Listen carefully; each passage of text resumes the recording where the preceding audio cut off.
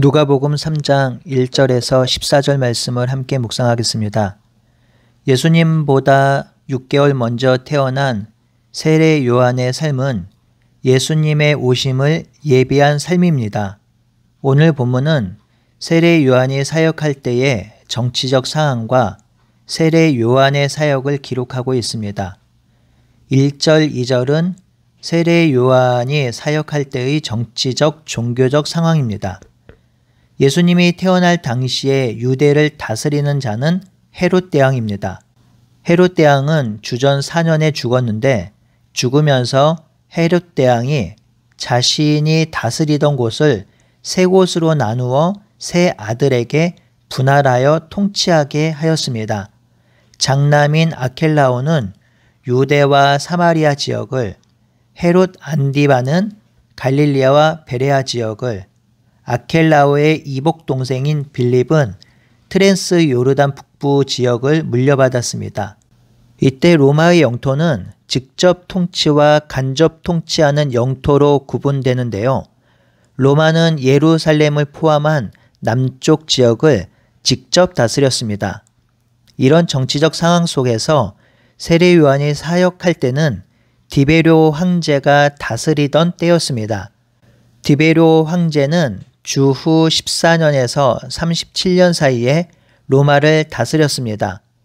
세례 요한에게 하나님의 말씀이 임한 때가 디베료 황제가 통치한 지 15년이 지난 때이니 주후 30년경이 되었을 것이며, 이 시기에 본디오 빌라도가 유대의 총독으로 있었죠.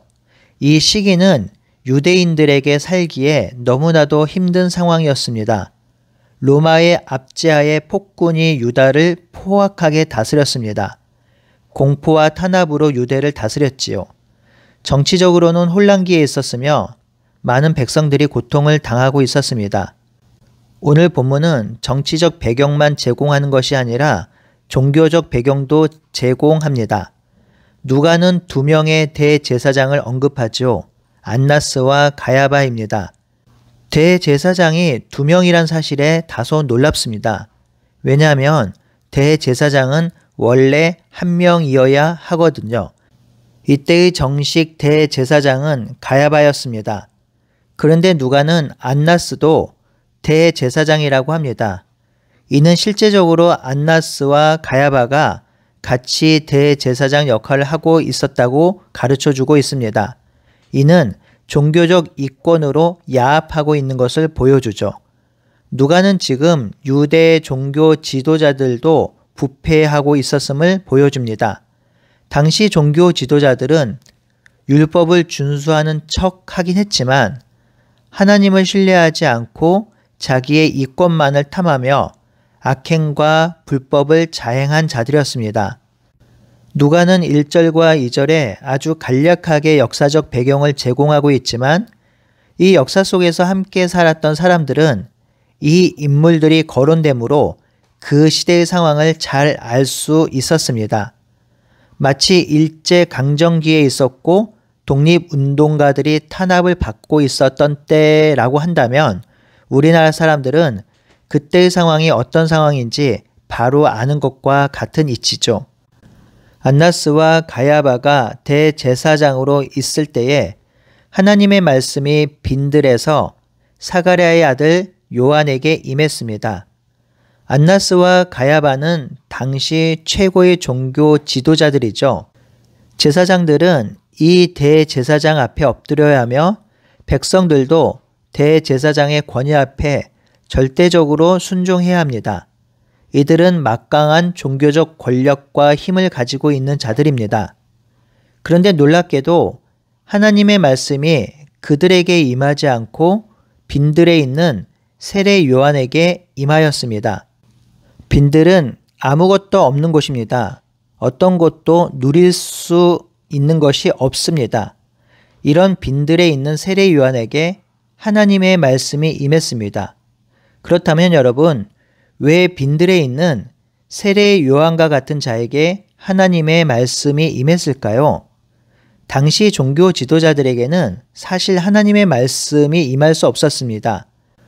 왜냐하면 그들은 실제로 하나님의 말씀을 잘 믿지 않았고 그리고 메시아가 오는 것도 반기지 않았습니다. 그들은 이스라엘이 회복되길 바라지 않았습니다. 그래서 구원자가 오길 바라지 않았지요. 그렇기에 하나님의 말씀을 들을 수도 깨달을 수도 없었습니다. 실제로 구원자인 예수 그리스도가 오셨음에도 불구하고 그들은 그 구원자 예수를 거부했지요. 그런 상황이니 어떻게 그들에게 하나님의 말씀이 임할 수 있을까요? 그들에게는 하나님의 말씀이 없었고 혹시 임하였다 하더라도 깨닫지 못했을 것입니다. 하지만 놀랍게도 그 혼탁하고 살기 어려운 시대에도 하나님 나라의 회복을 바라는 자들이 여전히 있었습니다. 애굽에서 종살이하던 이스라엘 백성이 하나님의 구원을 기대했던 것처럼 지금 로마의 압제하에서 구원하여 주실 것을 기대하며 소망했던 자들이 많았습니다. 사가랴와 엘리사벳과 시므온과 안나 이런 사람들 모두 하나님의 구원과 회복을 기다렸지요. 누가는 지금 그런 사람들에게 관심을 갖고 있습니다. 그러면서 하나님께서 누구와 함께 사역하시고 누구를 통해서 하나님 나라를 이루어 가시는지 알려주고 있는 것이지요. 세상의 중심부에 있는 사람들, 세상에서 권력과 힘을 가진 사람들, 누구나 다 우러러 보는 사람들이 하나님 나라를 이루어가는 것이 아닙니다. 비록 빈들에 있지만 오직 하나님만 의지하고 하나님만 섬기며 주의 구원과 주의 날을 기다리며 기대하는 자들을 통해서 하나님 나라와 구원이 이루어지는 것이지요. 그 대표적인 예가 바로 세례 요한인 것입니다. 세례 요한에게 하나님의 말씀이 있었습니다. 빈들에 있었던 세례 요한, 세상적으로 볼품 없었던 세례 요한에게 하나님의 말씀이 임했습니다. 그 말씀이 임함으로 세례 요한은 지금이 회복의 때, 구원의 때가 임박하게 되었음을 알게 되었습니다. 즉, 이스라엘의 회복과 구원이 시작되었음을 알았지요.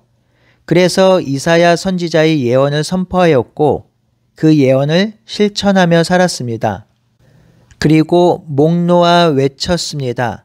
주의 길을 예비하라. 그가 오실 길을 준비하라. 곧 그가 오셔서 하나님의 구원하심을 보일 것이라 하였습니다. 세례 요한은 이스라엘의 회복이 단순히 이스라엘 회복만이 아닌 것을 알았던 것 같습니다. 그래서 6절에 보면 모든 육체가 하나님의 구원하심을 보리라고 인용한 것으로 보입니다. 그래서 세례 요한은 지금 요단강 근처에서 죄사함을 받게 하는 회개의 세례를 선포하였습니다. 주의 길을 예비하는 것은 회개하고 세례를 받는 것입니다. 많은 사람들이 요한에게 나와 세례를 받기를 원합니다. 이때 요한은 무리에게 분명히 말합니다. 독사의 자식들아, 너희가 어떻게 장차 올 진노를 피할 수 있겠느냐? 그러니 너희는 회개에 합당한 열매를 맺으라고 하지요. 옷 2벌 있는 자는 옷 없는 자에게 옷 1벌을 나누어 주라. 먹을 것이 없는 자에게도 나누어 주라. 세리들에게는 부과된 것 외에는 더 거두지 말라. 군인들에게는 강탈하지 말고 거짓으로 고발하지 말고 받은 급료를 족한 줄로 여기라고 하였습니다. 요한은 주의 길을 예비하는 것은 회개하고 세례 받는 것임을 분명히 선포하고 있습니다. 정치적 혼란과 종교적 이권 다툼으로 삶이 피폐하고 고통스러울지라도 회개하고 세례를 받음으로 주의 길을 예비하는 삶을 살자고 하는 것이지요. 사랑하는 성도 여러분, 세례 요한이 살았던 시대만큼이나 지금도 큰 혼란기에 있습니다. 사람들은 오직 돈을 위해 살아가며 더 이기적이며 더 악해집니다.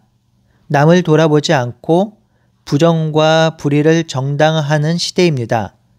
이런 시대 속에서 하나님 나라를 소망하며 그 나라를 기대하며 사는 삶은 쉽지가 않습니다. 그럼에도 불구하고 하나님의 은혜를 입은 자로서 사가랴와 엘리사벳과 시므온과 안나와 세례 요한처럼 주의 나라를 예비하는 삶을 살아야 합니다. 그리고 하나님 나라를 기다리며 살아갈 때에 경건한 삶의 열매를 맺어야 합니다. 제자로서의 삶을 맺어야 하는 것이지요. 더 사랑하고 더 나누어 주고 이웃을 돌아보며 더 섬겨야 합니다. 부정과 불법을 버리고 공의와 정의를 따라야 합니다. 그 길이 순탄하지 않고 때로는 어려운 길일지라도 우리는 하나님 나라를 준비하며 예비하는 길을 걸어야 합니다. 왜냐하면 우리의 소망은 이 땅에서 호의호식하며 사는 것이 아니라 하나님 나라 안에서 그리스도를 찬양하며 의와 평강을 누리는 것이기 때문입니다. 예수님의 오심은 아무도 반기지 않는 것 같았고 관심도 받지 않은 것 같았지만 사실은 보이지 않는 곳곳에서 예수님의 구원을 사모하고 기다리고 꿈꾸며 살았던 믿음의 선배들이 있었습니다. 우리도 그 믿음의 선배들의 반열에 함께 합시다. 그래서 우리 자녀와 후배들이 그 하나님 나라의 길을 걸을 수 있도록 길을 열어주고 터줍시다. 그리고 예수님이 다시 오실 길을 예비하며 그 길을 만들어가는 우리 모두가 되길 바라고 소원합니다. 함께 기도하겠습니다. 하나님, 예수님의 길을 따라가고 또 예수님의 오실 길을 예비하는 삶은 쉽지가 않습니다. 세상이 걸어가고 있는 길, 세상 사람들이 걷고 있는 그 길과 다른 방향의 길을 걸어야 하기 때문에 쉽지 않고 힘들고 어렵습니다. 하지만 그 길이 옳은 길이고 의의 길이고 기쁨의 길이기 때문에 우리가 그 길들을 아름답게 걸어갈 수 있도록 인도하여 주시옵소서. 혼자 걷는 것은 불가능하오니 우리가 서로 공동체로 함께하며 함께 격려하고 위로하며 그 길을 걸어갈 수 있도록 인도하여 주시옵소서. 살아계신 예수님의 이름으로 기도드리옵나이다. 아멘.